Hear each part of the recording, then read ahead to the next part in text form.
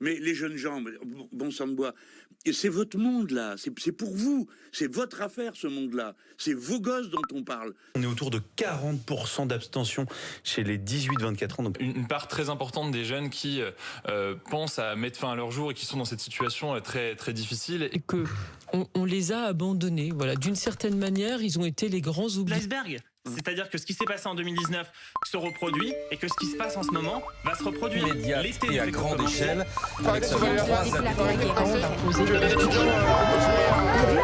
Une dizaine de civils ont été tués.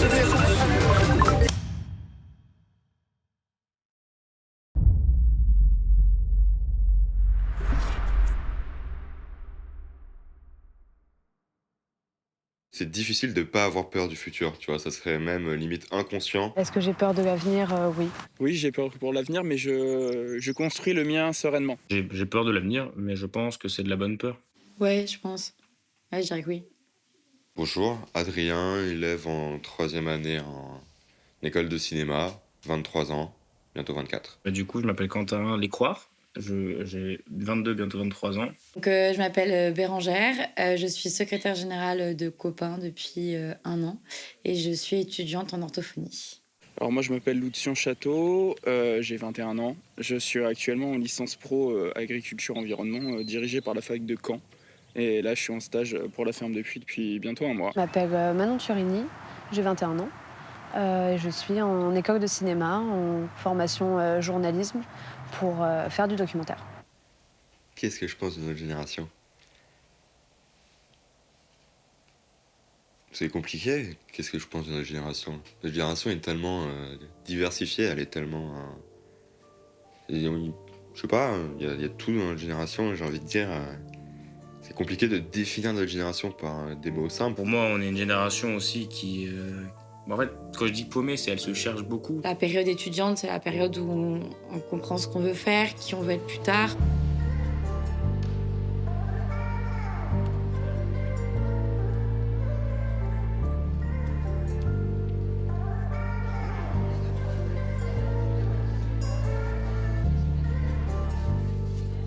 Moi, je pense que notre génération, déjà, elle reste un peu dans sa coquille.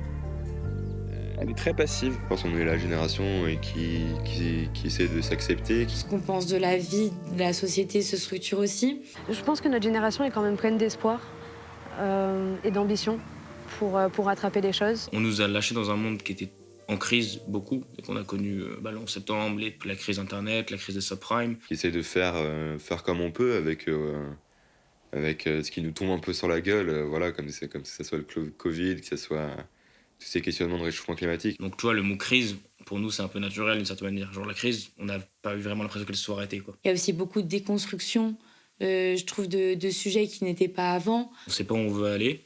On a beaucoup de conflits, on ne sait pas lesquels mettre au début.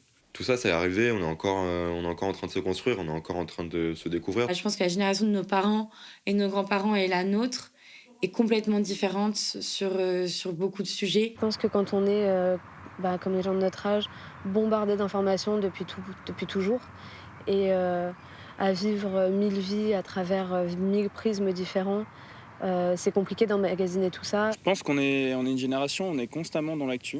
On est constamment bombardé d'informations. Et surexposé à de l'information, constamment. Je suis tout le temps sur mon téléphone, surtout par rapport au rythme associatif que j'ai pris. Je suis très souvent sur Instagram, donc en fait, je vois des actus partout. Suivre potentiellement des gens sur les réseaux qui vont pas aller bien, donc si on est un peu sensible, on va l'emmagasiner. Les JT, ça vient de partout. La situation est clairement anxiogène à mes yeux. Il y a beaucoup de sujets qui sont très péjoratifs qu'on voit à la télé. Voilà, la guerre, les violences. Déjà, moi, j'ai arrêté de regarder les infos. Ça va déjà beaucoup mieux. Mais j'ai coupé tout contact avec l'info. Mon refuge, c'est quitter l'application et faire autre chose. Là, quelles sont les idées d'Emmanuel Macron? C'est la coalition qu'il a formée, c'est une coalition, je l'appelle la coalition Burkini. Bon, c'est le complaisance avec le fondamentalisme islamiste. Donc, les idées qu'il prône sont des idées éminemment dangereuses. Mais il n'y a pas d'agression sur les LGBT. Il leur interdit simplement d'aller dans les classes primaires. Mais il a bien raison. Les militants LGBT n'ont rien à faire dans les écoles, excusez-moi. Il y a des sujets qui sont tellement plus importants que de savoir si c'est grave ou pas de porter un burkini à la piscine. Il y a des sujets tellement plus importants que de savoir s'il y a vraiment un endoctrinement LGBT à l'école. Enfin, c'est ridicule. Tu vois, les débats télévisés entre Le Pen et Macron, ils vont parler pendant 45 minutes des problèmes d'immigration, de tout ce genre de problèmes à la con. Et ils vont parler 10 minutes du réchauffement climatique. Il faut que les gens comprennent que la France, clairement, va cramer cette semaine. Travaillant dans les espaces naturels, pour moi, c'est d'urgence, elle est climatique. On voit des espèces qui sont bouleversées dans leur métabolisme, on voit des espèces qui disparaissent, d'autres qui prolifèrent anormalement. En général, ce qu'on va me dire, c'est en mode c'est pas moi à mon échelle qui va changer le réchauffement climatique, et en soi c'est vrai, tu vois, c'est pas nous à notre échelle d'individus qui vont changer les choses et qui vont sauver la planète. Il faut que ce travail, ça se fasse à l'échelle nationale, internationale et globale. Il faut que ça soit le sujet numéro 1. Il y a des chances que, élevés par une génération qui dit oh, de toute façon ça sera à vous de le faire, on se dise ouais mais nous ça va passer ric-rac, mais ça va passer, et puis ce sera aux autres de le faire. Sauf que si on continue dans ces démarches, on recule le problème. Et puis, je sais pas, en Normandie, il fera 56 degrés tous les étés, 30 jours par an. Tant que voilà, on n'aura pas tous les pieds dans l'eau, tant qu'il n'y aura pas la moitié de la forêt qui aura brûlé, on se dira non, il y a encore le temps. La réalité, c'est qu'il n'y a plus le temps, et c'est maintenant qu'il faut essayer de changer de bord, quoi. Enfin, de changer de cap. Notre problème, c'est pas d'inverser le changement climatique, c'est de l'atténuer. C'est là la différence.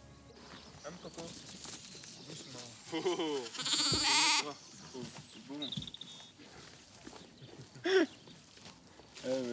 pense que le plus important à notre échelle, c'est d'essayer d'ouvrir un peu la vision des gens qui sont autour de nous.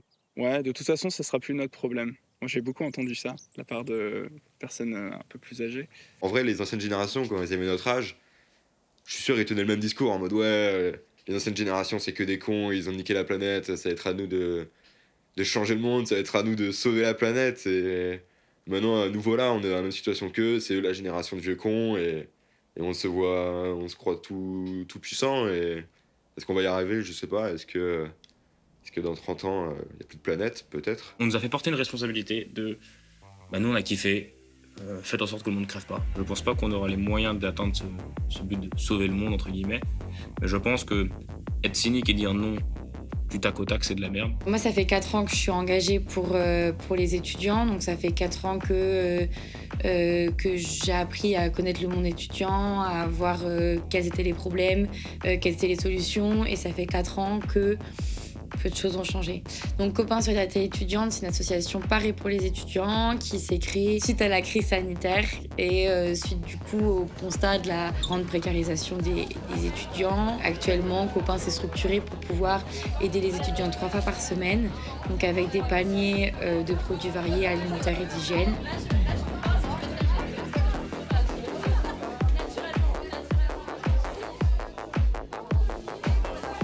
Il y a des choses qui se sont trop normalisées. Le travail étudiant, c'est quelque chose qui s'est beaucoup trop normalisé. Aujourd'hui, les seules solutions que les gens apportent, et que même nous, en fait, parfois on propose, parce qu'on peut pas, c'est pas nous qui allons créer des aides pour les étudiants, c'est d'aider les étudiants en leur trouvant un travail. Sauf qu'en fait, non, c'est pas censé être ça la solution au problème. La solution au problème, c'est des aides, c'est des réformes des aides, c'est d'autres choses que l'État, le gouvernement doit faire et pas les associations. La vie est compliquée, oui, quand on est étudiant. Là, moi, je viens d'emménager à Paris et je me suis rendu compte que la vie est vraiment de plus en plus chère. J'ai un sens de palier, de compression. Là, actuellement, j'ai plus de travail, donc c'est un peu compliqué de vivre. Je sais que j'ai des potes qui sont bien plus en galère et qui arrivent pas, qui chaque mois sont dans le rouge, moins 80, moins 150 sur son compte, quoi. Et c'est ça tous les mois. Le mieux que je peux faire, c'est ce qu'ont fait mes parents. C'est maison, chien, femme. Ce qui est le schéma classique, et c'est très bien, mais il y a aussi cet aspect de on n'a qu'une vie, on s'en a un peu rendu compte que au final, sur ta vie, t'as que 50 ans vraiment où tu es libre, entre guillemets, tu vois, avec de l'argent, mais tu peux voyager, tu peux faire ta vie. Mes parents sont très heureux de leur vie, etc., mais je sais pas si on a les mêmes aspirations que leur génération avait actuellement.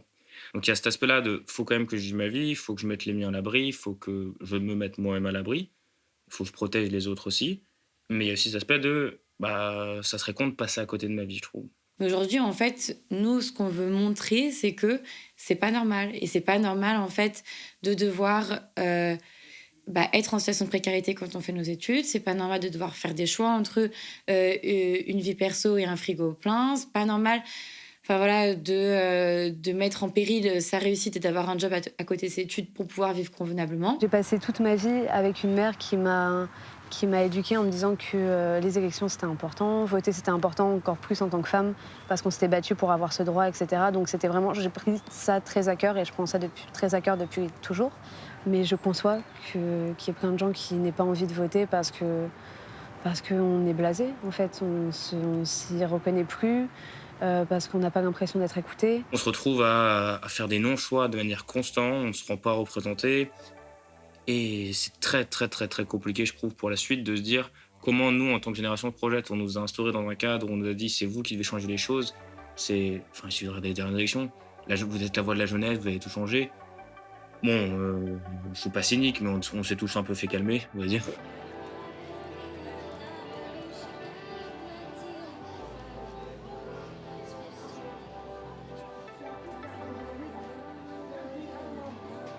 On est un peu dépité, on se retrouve dans une situation où on n'a pas l'impression que notre pouvoir qu'on nous avait montré existe, on n'a pas l'impression d'être entendu.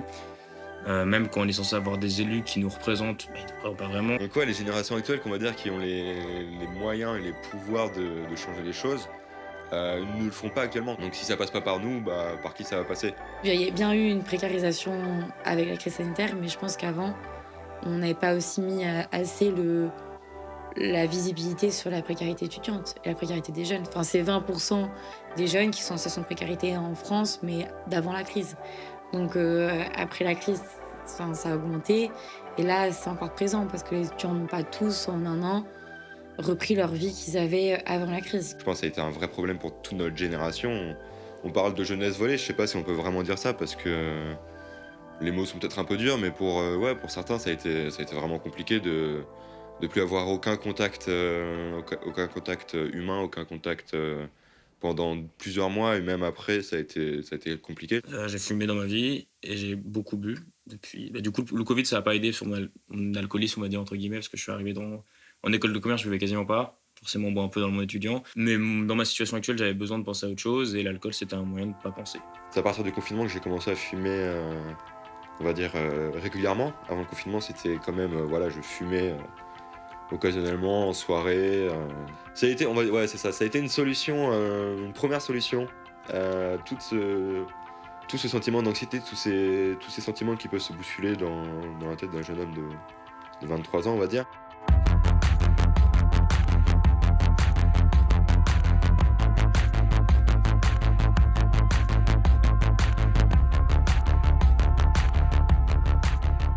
Ça a été la première solution et maintenant du coup je prends donc ce traitement anti-anxiolytique parce que du coup j'ai commencé à aller voir un psy récemment qui m'a diagnostiqué avec un trouble généralisé de l'anxiété. C'est un traumatisme, oui, le confinement et tout ce qui va avec, surtout pour notre génération. C'est survenu à une période de nos vies qui est très charnière. Vraiment 18-20 ans quand on se construit et qu'on apprend à se connaître, et là faire ça tout seul. J'ai des potes qui ont commencé leurs études supérieures juste pendant ce premier confinement et qui ont passé un an sans rencontrer personne, sans se perdre de potes, et ça a été très dur. Il y a des situations qui crèvent le cœur. Enfin voilà, il y a des étudiants parfois qui nous disent qu'ils n'ont pas mangé depuis une semaine.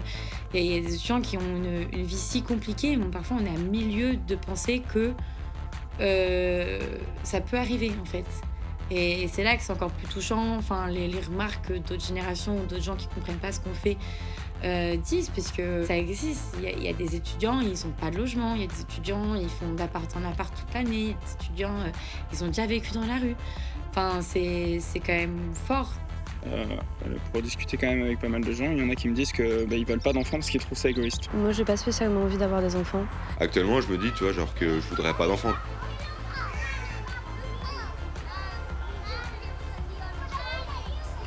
J'ai pas vraiment envie de créer une vie supplémentaire qu'il a pas forcément demandé, alors qu'actuellement c'est déjà la merde, en imaginant que ce sera encore pire dans 20-30 ans, quoi. Qu'est-ce qu'on va leur laisser actuellement, tu vois, genre...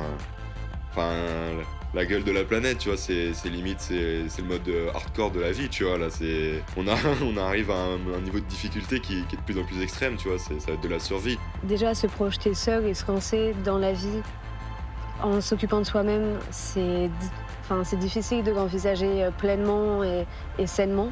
Alors en y mettant quelqu'un d'autre dont on va devoir s'occuper, c'est difficile à imaginer, ouais. Je me projette plus dans un futur avec l'adoption. Et je pense qu'il faut persévérer et se donner un objectif. Et même s'il est trop grand, au contraire, vaut mieux me viser plus haut et atterrir un peu plus bas et se dire, bon, bah voilà, au moins j'ai tout donné. J'ai une forme d'œillère pour pouvoir profiter de la vie et me dire que je fonce quand même parce que il faut.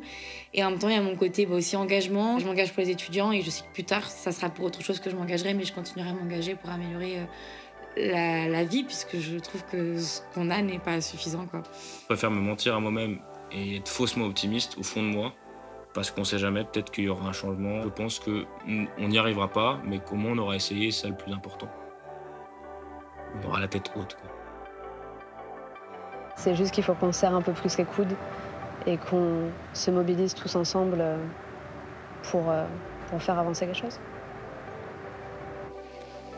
J'ai peur pour demain, et j'ai peur pour demain si on ne change rien et si on fait rien pour éviter le mur dans lequel on fonce. Vitesse grand V. La tête la première. Et on vise la nuque en plus.